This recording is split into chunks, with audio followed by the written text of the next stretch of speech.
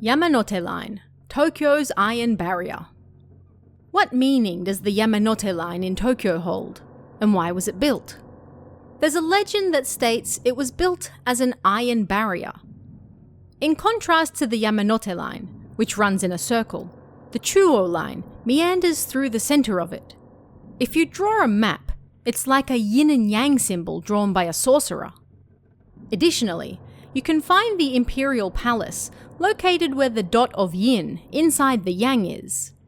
On the opposing side, you'll find Shinjuku. Not only that, but the yang portion of the line is called Yamanote, while the yin portion is called Shitamachi, or the lower parts of town. The reason it's like this is to protect the Imperial Palace from bad energy. Plans were drawn up during World War I, and that's how it's said this iron barrier came about. It's also notable that until the Chuo Line enters the Yamanote Line, it's a straight, direct track. This is to bring good energy into the capital from Mount Takao in the west, while Mount Narita in the east does the same on the Sobu main line, and the newly opened Tsukuba Express in the north also brings in good energy from Mount Tsukuba. Ever since these lines opened, the economy of Tokyo has improved, particularly in Akihabara, where the Tsukuba Express and Sobu main line meet. We're friends, aren't we? 2 men and 2 women went to a drinking party at university. The 4 of them had been friends since high school, so they had lots to talk about. As things were livening up, they started to discuss going out for a little test of bravery. One of the men drove and took them to a tunnel that was said to be haunted. The area was old and covered in vines. They all got out of the car, took photos as they walked through the tunnel, and then they returned to the car. And yet, despite the fact that everyone was back, the driver didn't start the car. "Why aren't you leaving?" the man's 3 friends asked. "Come on, let's go." Usually he would say something, but this time he remained silent and trembled. Then he finally opened his mouth. "We're friends, aren't we?" The sudden question was strange, but they answered him. "Of course we're friends. Why wouldn't we be?" "Well then," he said, "would you mind looking at my feet for me?" The 3 friends glanced down at his feet.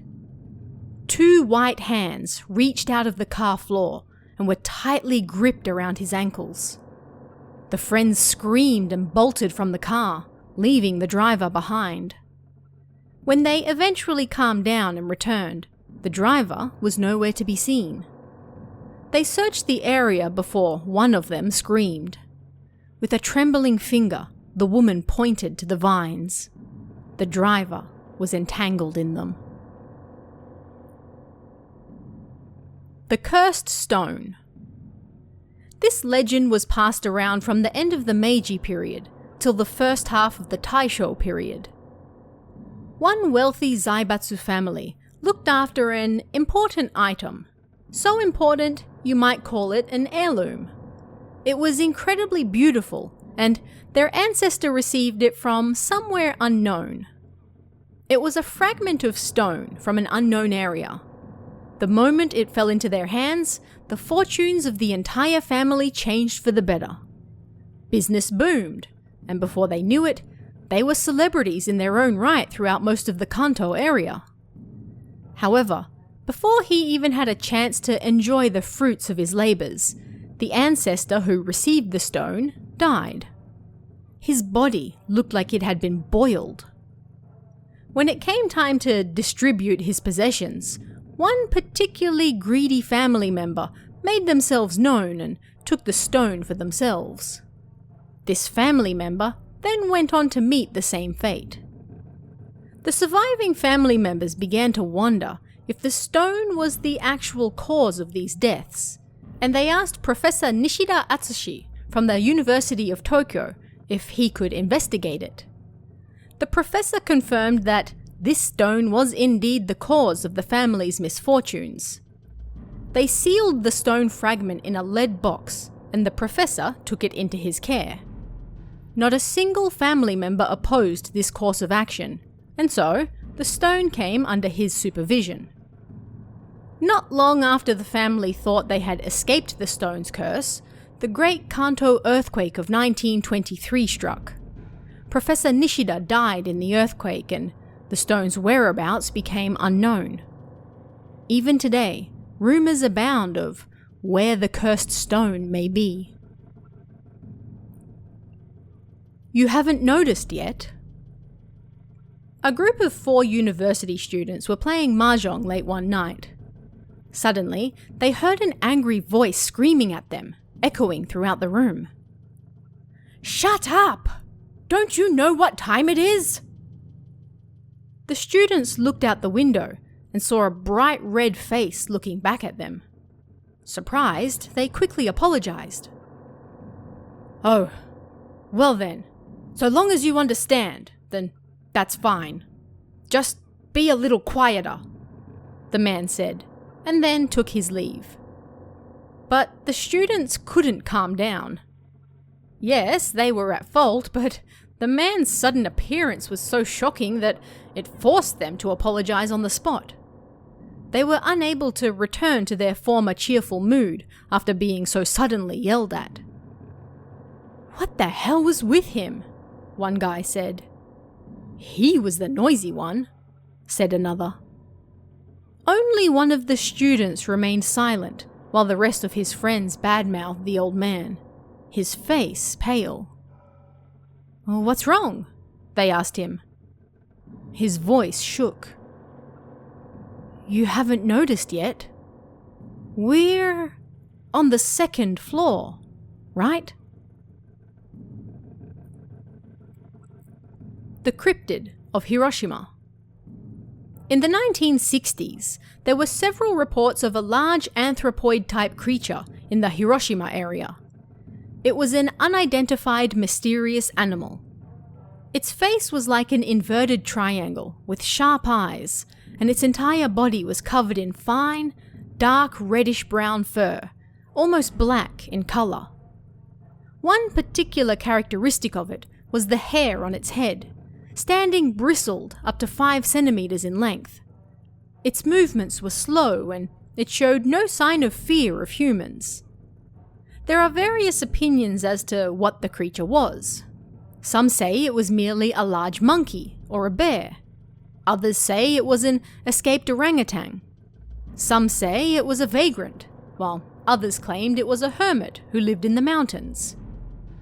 Around the start of the Showa era, there were tales of a pregnant woman who lived in a village near Mount Hiba who suddenly disappeared. These stories went on to claim the woman gave birth to a wild child up in the mountains. The last sighting of the creature was on October 15th, 1975, and then it was never seen again. Reverse applause. A young couple went out for a drive one night to a ghost spot. When they got there, however, they got into an argument, and the young man drove off, leaving his girlfriend there.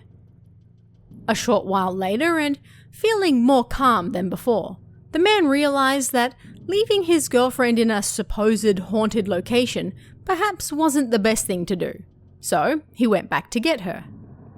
The girlfriend was still there. They reconciled and then left together. On the way back, they saw a young boy on the side of the road, waving at them. However, he wasn't waving with the palm of his hand, but with the back of his hand. "Oh, how sad! He's out here all alone at this time of night," the girlfriend said. "Let's give him a ride home." "No," the boyfriend replied.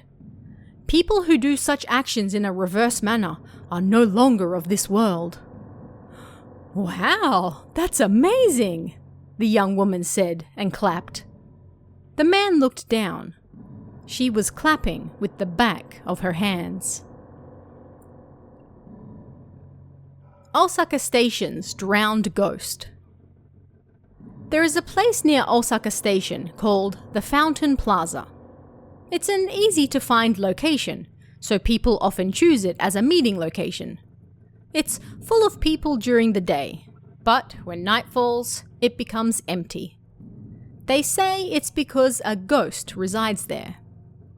This ghost doesn't have any legs, and even though she wears red clothes, she's also see-through.